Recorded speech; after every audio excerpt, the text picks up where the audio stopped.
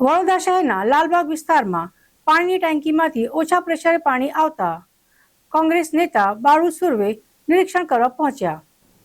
વડોદરા શહેરમાં આવેલા લાલબાગ પાણીની ટેન્કીમાં પાણીનું લેવલ મેન્ટેન ન કરતા વોર્ડ નંબર 13ના વિસ્તારમાં ઓછા પ્રેશર પાણી આપવાની ફરિયાદો કોંગ્રેસ નેતા બાળુ સુર્વે લાલબાગ પાણીની ટેન્કીની મુલાકાત લીધી.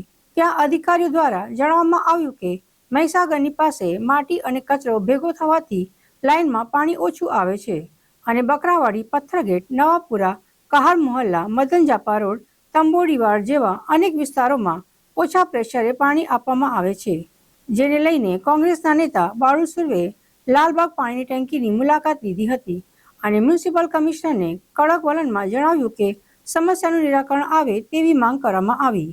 આજે અમે લાલબાગ ટાંકી પર આવ્યા છે.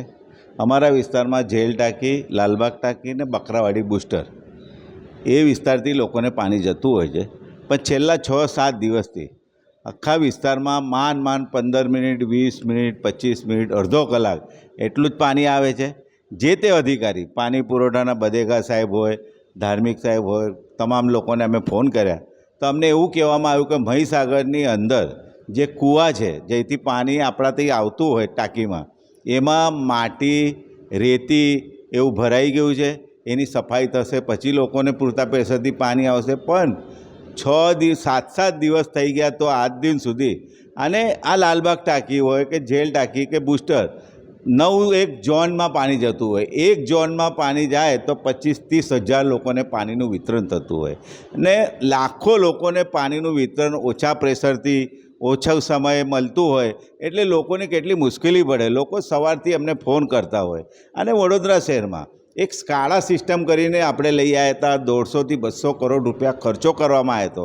કેમ કે વડોદરા શહેરમાં કોઈ પણ પાણીની લાઇનમાં ભંગાણ થાય તો 10 જ મિનિટમાં એ લોકોને ખબર પડી જશે, અને કોઈ પણ પાણીની ઘટ 1 ફૂટ પડે કે અડધો ફૂટ પડે તો તરત ખબર પડે તો એનું નિરાકરણ થાય, લોકોને એનું તરત કામગીરી થાય ને લોકોને એનું પ્રેશરથી પાણી મળે.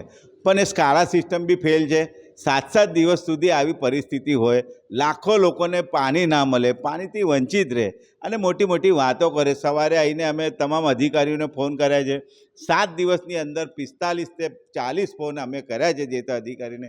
તમામ અધિકારી ફોન ઉચકીને વાત કરે છે, પણ જવાબ એવો આપે છે કે માટી ભરાઈ છે, રેતી ભરાઈ છે. પણ એ કામ કરશે કોણ? એ કામ તો અધિકારીને જ કરાવવાનું છે.